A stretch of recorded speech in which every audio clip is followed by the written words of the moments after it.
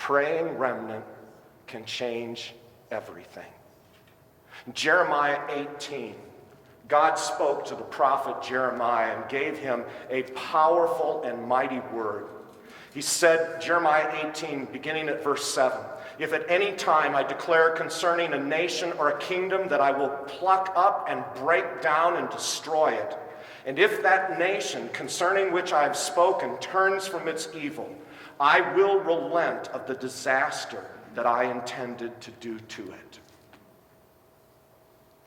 A remnant of believers has the ear of God. It's just that simple. Remember the account of Sodom and Gomorrah in the book of Genesis?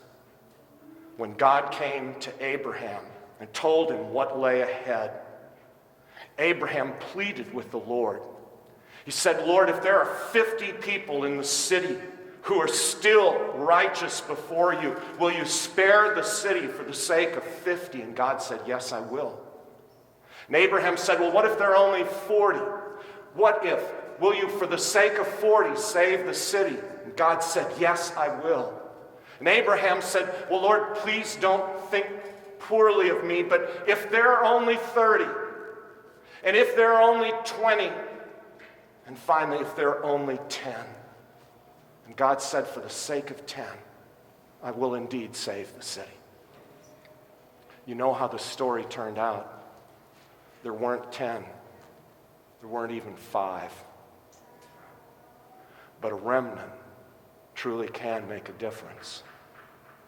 And I believe one of the reasons in these desperate days, one of the reasons why God has restrained a hand of judgment upon our land is because of a remnant who prays. And dear friends, I believe that is exactly where all of us need to be. We need to understand how serious the times are. We need to understand that this is a serious and difficult day. We need to understand that the church has often fallen asleep, and we need to pray that God would turn the hearts of his people back to him. Because unless the hearts of his people return to him, the nation will never turn back to him. The nation will not turn because we say, "You're doing bad and terrible things." The nation turns when the hearts of God's people turn to him in repentance and say, "Lord, have mercy on us."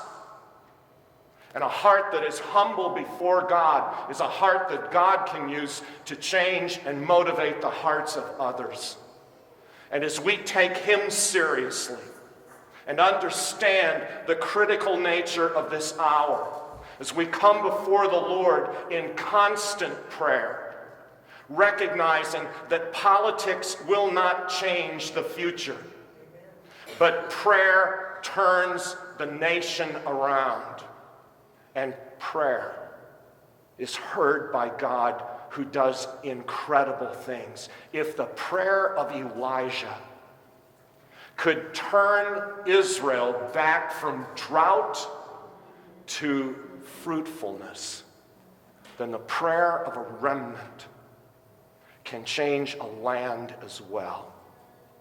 And rather than spending our time moaning and groaning about what is happening in the land and what is going on with our morality and what has taken place in our culture, I believe God is calling us to be on our knees before him and to understand when the enemy says, "Oh, one person can't do anything about this." One person with God is a majority.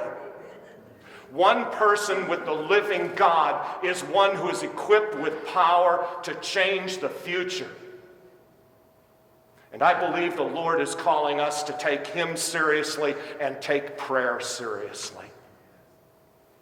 Because you can vote, you can express your opinions, you can display your flag, but in the end, the prayers of God's people alone can turn the land around, beginning with the church.